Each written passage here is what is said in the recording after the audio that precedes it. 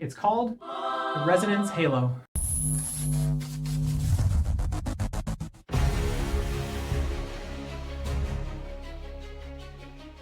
Hey there, OChemNinjas. Today, I'd like to give you one simple OChemNinja pro tip to avoid the worst resonance contributor mistakes that I see as an instructor. To start, let's look at this resonance series. You may think this is a very fine resonance series. You may think it's perfectly valid. You might not think there's anything wrong with this resonance series. This resonance series makes me cringe so much. When I'm grading resonance structures, there's not enough red ink in my pen to mark these wrong. If you don't see why these resonance contributors are wrong, that's fine. That's why you're watching this video. Let me show you what's wrong with these resonance contributors and the one trick that you can use to never draw such invalid resonance contributors ever again. We start with the original structure. There's nothing wrong with dropping the pair of electrons from oxygen and putting the lone pair on carbon number 2 as a new negative charge. That is a perfectly valid resonance contributor. But that's actually the last resonance contributor in this series. Let's look at why. On its face, it looks like there's nothing wrong with this next arrow. This is a lone pair to adjacent bond arrow. If you've watched my videos on good and bad curved arrows, then it looks like there's nothing wrong with this arrow. But we have to remember hidden hydrogens. There are 2 hidden hydrogens on carbon number 3.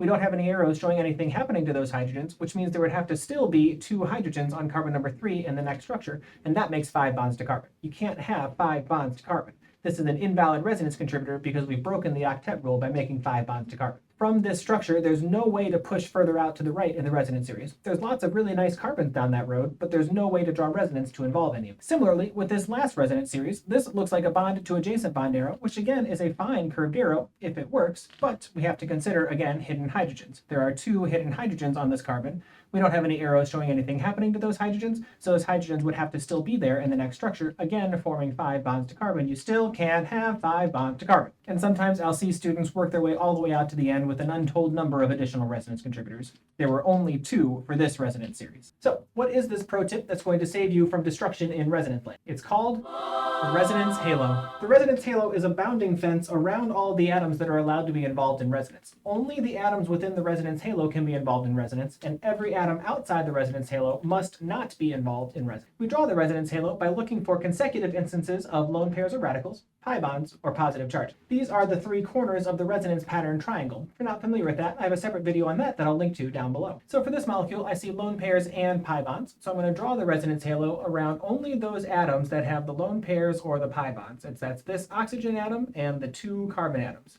The hydrogen doesn't have any lone pairs, pi bonds, or positive charges, and neither do the 4 carbons on the other side of the molecule. This is the resonance halo for this molecule, and it defines which atoms are allowed to be involved in resonance. This oxygen is allowed to be involved in resonance, this carbon is allowed to be involved in resonance, and this carbon is allowed to be involved in resonance, and that's it.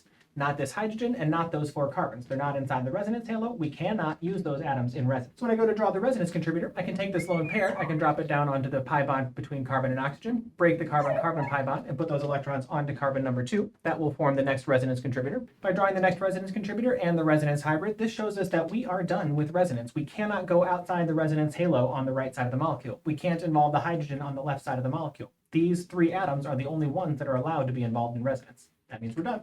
That is the end of this resonance sequence. Now, there's nothing magical about the resonance halo. It's just a boundary between the atoms with p orbitals and the atoms that are sp3 hybridized without p orbitals. There's nothing magical about the resonance halo. It's just a nice bounding box that allows us to keep constricted in a certain area of the molecule. It keeps us from being tempted to push out farther and farther in the molecule where we're not allowed to go with resonance. Here's another example of where we can use the resonance halo to avoid a common resonance trap. To draw this resonance halo, I see the positive charge. There's a consecutive pi bond, those 2 carbon atoms. There's another pi bond with those 2 carbon atoms.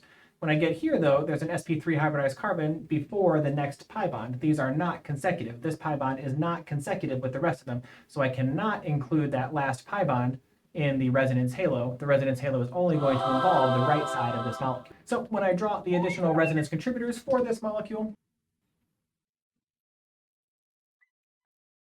and I get to the positive charge here, I might be tempted to try and involve this last pi bond in the molecule in resonance, but by combining myself to the resonance halo, I can see that I'm not allowed to use that pi bond. There's an sp3 hybridized carbon in between. It's not part of the resonance halo, so it cannot be involved in this resonance series. This is, in fact, the end for this particular resonance series. One last example where the resonance halo can help us. This example exemplifies one of my biggest pet peeves that students draw when it comes to resonance. Pause the video right now, go ahead and draw the resonance halo, see if you can figure out the rest of the resonance series for this molecule.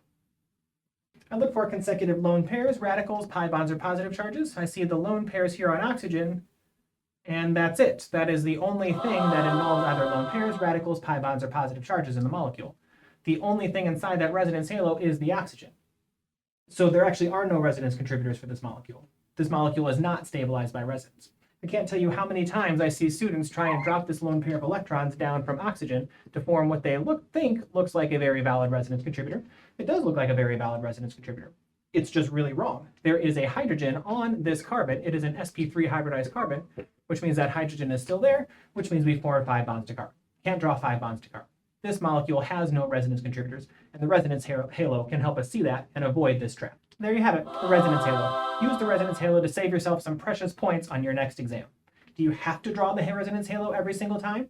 No, you don't. As you get better and better at resonance, maybe you won't need the resonance halo as often, but as you're just starting out, and maybe even on that first exam, go ahead and continue with the resonance halo to make sure you draw only the resonance contributors that you're supposed to. I'm glad you're here with us for this training today. Check out these other videos in my playlists to see if there's anything else that can help you level up your ninja levels even further. As always, don't forget to like and subscribe.